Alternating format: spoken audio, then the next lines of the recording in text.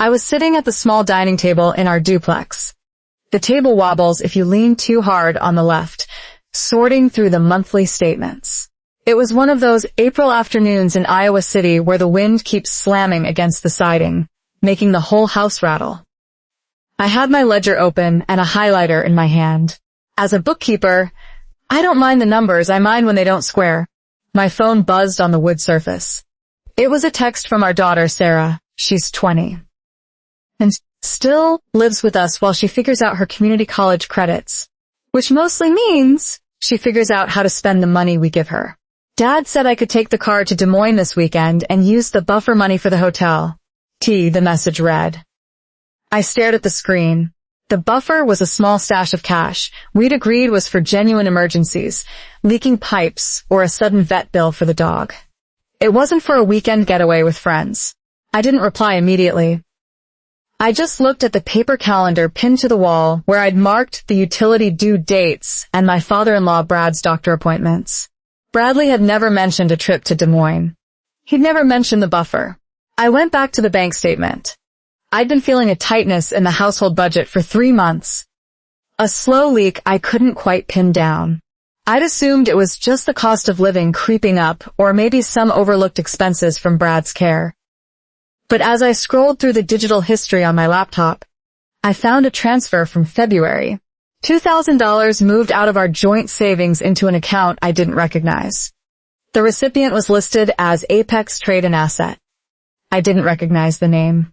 I didn't remember any investment we'd discussed. When Bradley walked through the door at 6, he looked gray. He's 65, but some days he looks 80, especially when he's coming off a long stretch at the nonprofit. He dropped his bag by the door and didn't look at me. Sarah wants to go to Des Moines, I said. I didn't lead with the money. I wanted to see if he'd volunteer the information. He paused, his hand still on the strap of his bag. Yeah. I told her it was fine. She needs a break, Mary. With the buffer money? It's a small amount, he said, finally looking at me. She's a good kid. Just let her have this. The buffer is for things that break, Bradley. Not for hotels. He sighed, a long, heavy sound that usually signaled the end of a conversation. I'll cover it. Don't make a thing out of it. I didn't let it go. I turned the laptop screen toward him. What is Apex Trade and Asset? $2,000 left the savings in February. I'm looking at the statement right now. Bradley didn't lean in to look. He stayed where he was, leaning against the doorframe. It's a business shortfall, Mary. Just a temporary dip. I frowned. A business shortfall? You work for a nonprofit. You don't have shortfalls in our joint savings account. It's the consulting work, he said. The side project for the regional board. One of the grants didn't hit the account when it was supposed to, and I had to cover some administrative overhead to keep the project moving. It's a formality. I'm just bridging the gap. Why didn't you tell me you were using our savings to bridge a gap for a side project? I didn't want to worry you, he said. He started walking toward the kitchen. It's handled. It's just a business shortfall. I'll have it back in there by next month. He didn't explain what administrative overhead meant for a program coordinator. He didn't explain why the money went to a company with trade in the name. I wanted to push to demand a receipt or a contract, but I stopped. I've always had a habit of letting things slide if the explanation sounded like something I'd heard before. In my line of work, you learn that most errors are just sloppy data entry or a missed decimal point. You don't always have to assume there's a conspiracy. Usually, people are just tired or careless. Bradley had been bridging gaps for various nonprofit projects for 20 years. He was the kind of man who would spend his own gas money to drive a client to a clinic and then forget to ask for reimbursement for 6 months. I told myself that this business shortfall was just another version of that. A bit of professional clumsiness mixed with his stubborn desire to be the one who saved the day.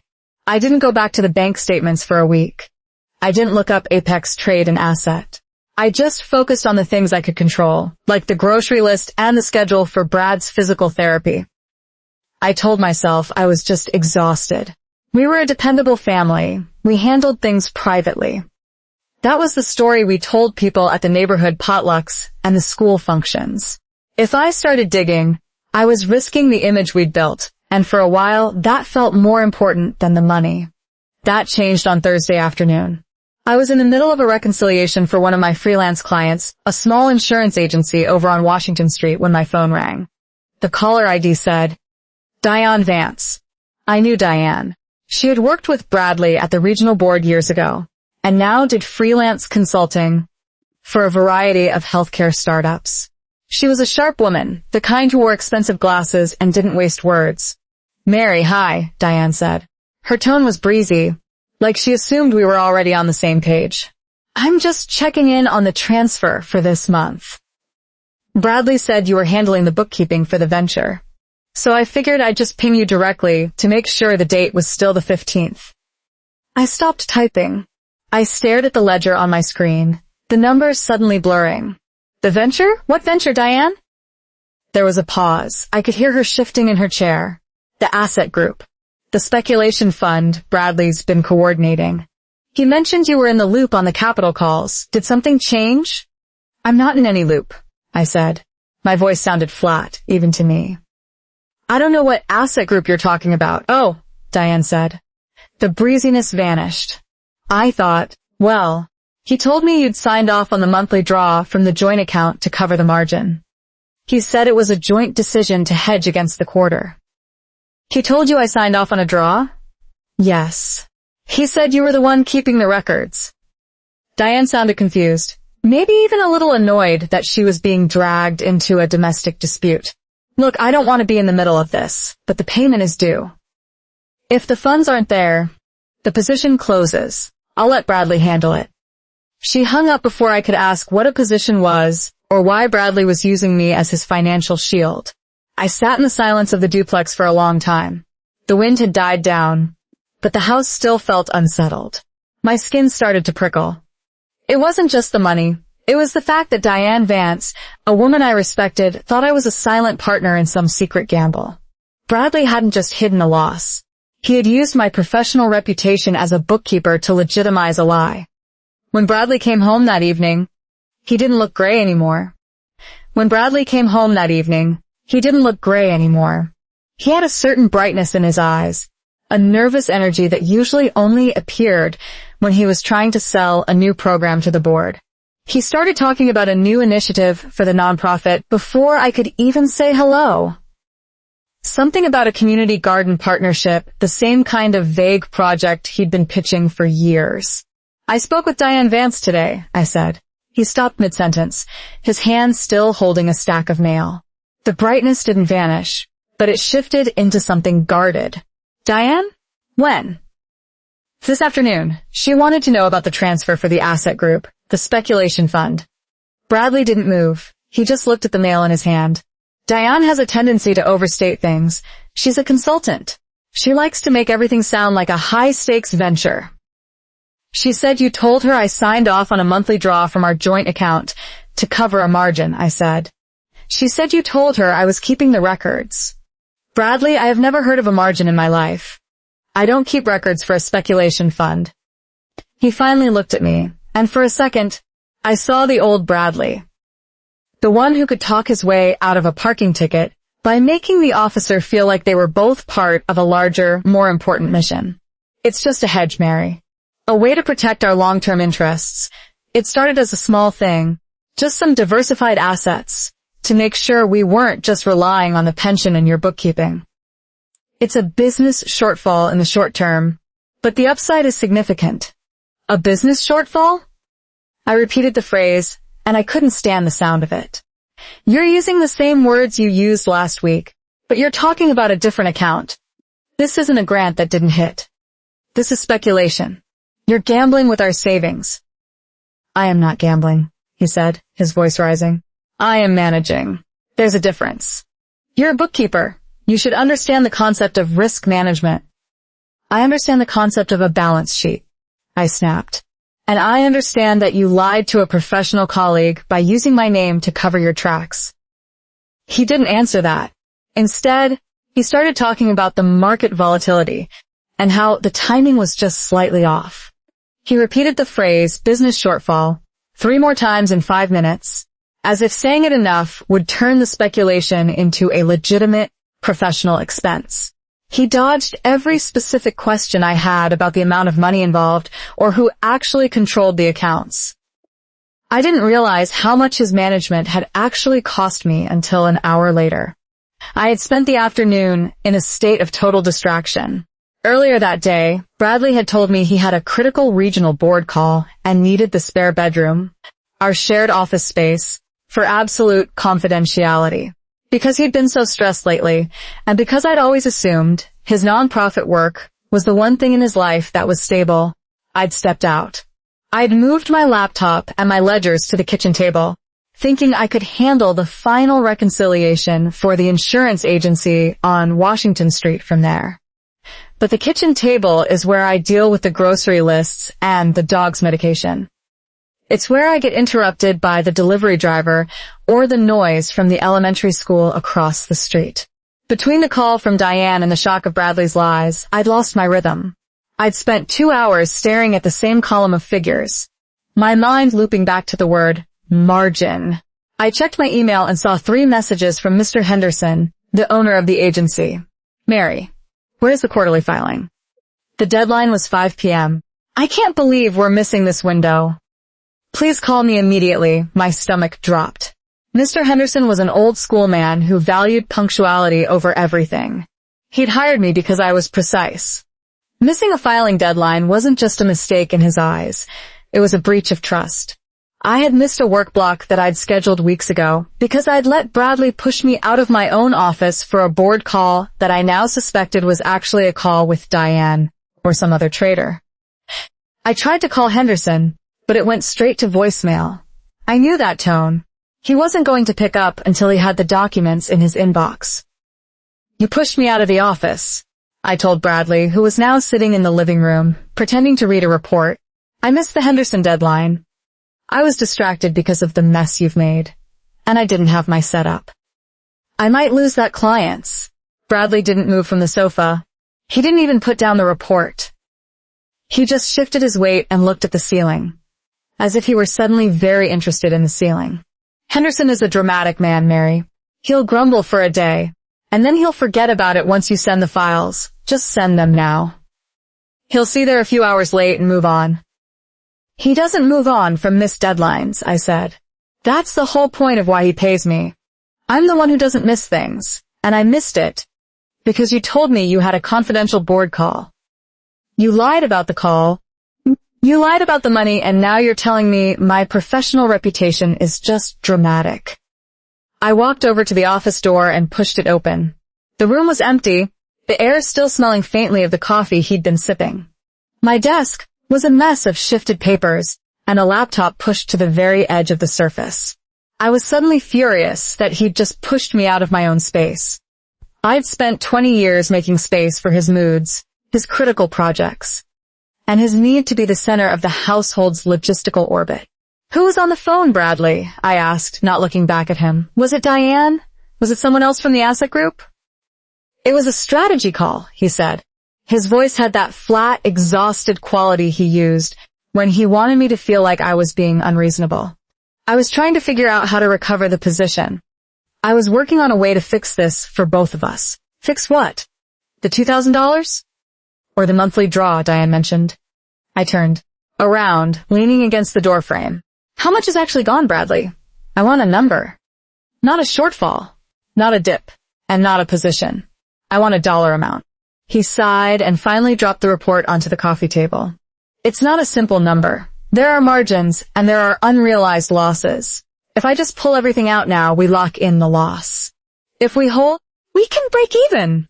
You're talking to me like I'm a client, I said. I'm your wife. I'm the one who balances the checkbook. Stop using the jargon and tell me how much of our savings is gone. He didn't answer. He looked away, his eyes tracking something outside the window. Probably the streetlights flickering on over the elementary school. He started talking about the regional board again. Something about the complexity of the grants and how the nonprofit sector was changing, trying to pivot the conversation back to the one place where he felt he had authority. He repeated the word volatility 3 times in a single paragraph, dodging the question with a wall of professional-sounding noise. I don't care about the board, I snapped. I care about the account. Diane said you told her I signed off on the draws. She said you told her I was keeping the records. Did you use my name on the account documents? There was a long silence. The wind picked up again, rattling the loose pane in the kitchen window. Bradley rubbed his face with both hands, his shoulders slouching. I had to, he said, his voice muffled. The fund wouldn't take a single signature application from someone in my position at the nonprofit. There are conflict of interest rules. I put us both on it. I figured by the time you saw the statements, I'd have the gains in there, and it wouldn't even matter. Bradley Moyer admitted he had signed my name to the authorization forms to keep the account open. I felt a strange, cold sensation in my chest. It wasn't a shock, not exactly. It finally made sense, and I hated what I saw. He hadn't just gambled with our money. He had forged my consent. He'd made me a part of the lie. You signed my name, I whispered. You actually signed my name to a legal document. It was a formality. Mary, we're married. It's our money anyway. It is not our money if you're stealing it from the savings and lying about where it's going, and it is not a formality to fake my signature on a financial contract. I walked back into the kitchen and sat down at the wobbly table. I looked at the ledger, the highlighter, and the grocery list. For a long time, I just sat there. I thought about the last 3 months. The way I'd noticed the numbers weren't squaring, and the way I'd consciously decided to stop looking. I'd told myself I was being a supportive wife. I told myself that Bradley was just stressed, and that I didn't want to be the controlling one who questioned every cent. I'd been avoiding the truth because as long as I didn't check the numbers, I didn't have to deal with the mess. I preferred the myth of the dependable family over the reality of a husband who was hiding things. I couldn't tell if I trusted him or if I was just avoiding the fight. I had let my own desire for a quiet house override my professional instinct for accuracy.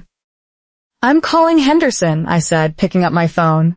I'm going to tell him the filing is coming in an hour, and I'm not going to make an excuse for you. I'm just going to tell him I had a personal emergency. Mary, don't do that. Just tell him you had a technical glitch. I'm done with the glitches, Bradley. I spent the next hour frantically finishing the insurance agency's reconciliation. My hands were shaking, and I made 2 typos that I had to go back and fix, but I got the filing sent by 7:30 p.m. I didn't get a reply from Henderson.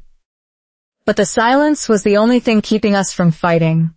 When I finished, I didn't go back to the living room. I stayed in the kitchen and opened the laptop. I logged into our joint savings and changed the password. Then I went into the account settings and flagged every transaction over $50 for an immediate text alert to my phone. Bradley came into the kitchen a few minutes later. He looked like he wanted to say something, maybe an apology, maybe another explanation about market volatility, but he stopped when he saw my face. What are you doing? He asked. I'm taking over the records, I said. Actually taking them over. Not the fake version you told Diane about. From now on, you don't touch the savings.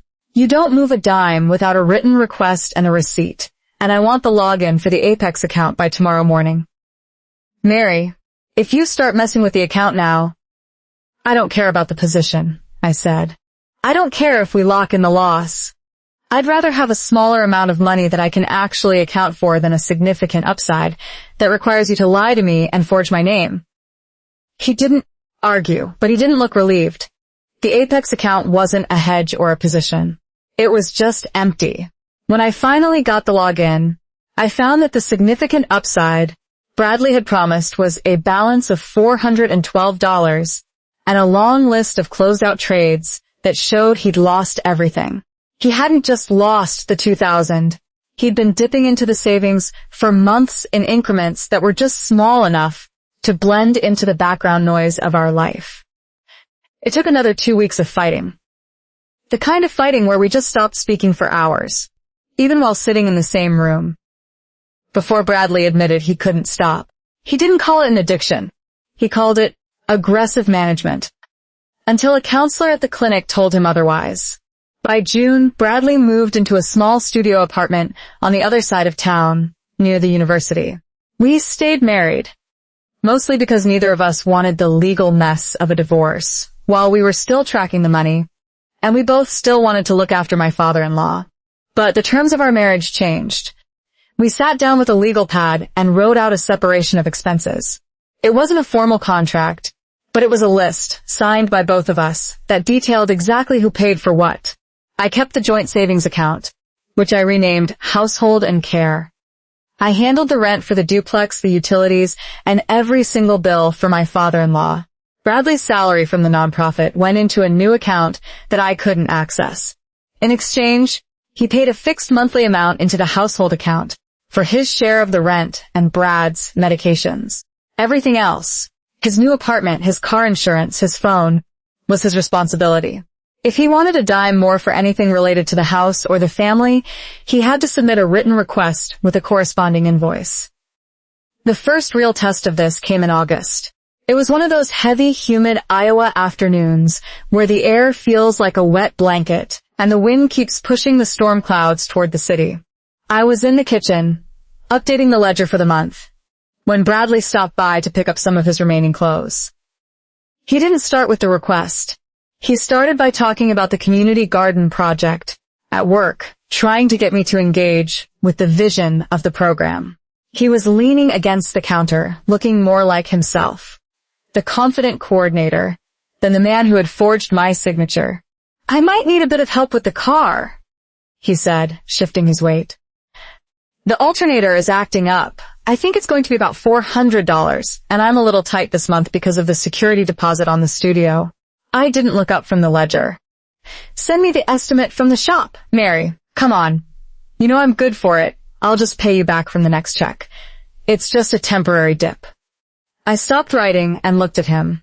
He was using the phrase again, the same one he'd used to cover the Apex losses. The habit was still there, even if he was attending the outpatient program 3 nights a week. "I don't do temporary dips anymore, Bradley," I said. "And I don't do good for it.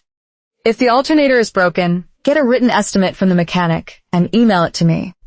I'll look at the household balance and see if there's a surplus. If there is, I'll pay the shop directly.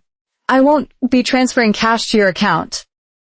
He sighed, that same heavy sound that used to signal the end of a conversation. But this time, the conversation didn't end on his terms. "It's just a car part, Mary." "You're treating me like a stranger." "I'm treating you like someone who can't be trusted with a balance sheet," I replied. "The estimate, Bradley. Or you can figure it out with your own account." He didn't argue further, but he didn't look happy. He left the house 10 minutes later, and I went back to my numbers. 2 days later, an email arrived from a garage on the east side of town. It was a PDF of the estimate, clear and itemized. I checked the household account, saw that we had a small surplus from the utility budget, and paid the invoice online. I BCC'd the confirmation to him and filed the receipt in my folder. It wasn't a warm interaction. It wasn't the kind of support we used to give each other, where we just assumed the other person had it handled. But for the first time in years, I didn't feel that prickly heat in the back of my neck. I didn't have to wonder if the money was actually going to a car part, or if it was being hedged in some secret account. Sarah still lives with us, though she's more careful with her spending now. She saw the way the house changed after the buffer money disappeared. She doesn't ask for hotel money anymore. She asks if I can check the budget first. The duplex is quieter now. The wobbling table is still there, and the wind still rattles the kitchen window during the spring storms. But the air in the house feels different. It isn't necessarily peaceful. There's still a lingering tension whenever Bradley walks through the door, a sense of things left unsaid, and trust that hasn't quite grown back. But it's a quiet I can live with. I spend my evenings with the ledger open, the numbers squaring perfectly, knowing exactly where every cent is and who spent it. I've learned that I'd rather have a marriage that feels like a business arrangement than one that feels like a mystery I'm not allowed to solve.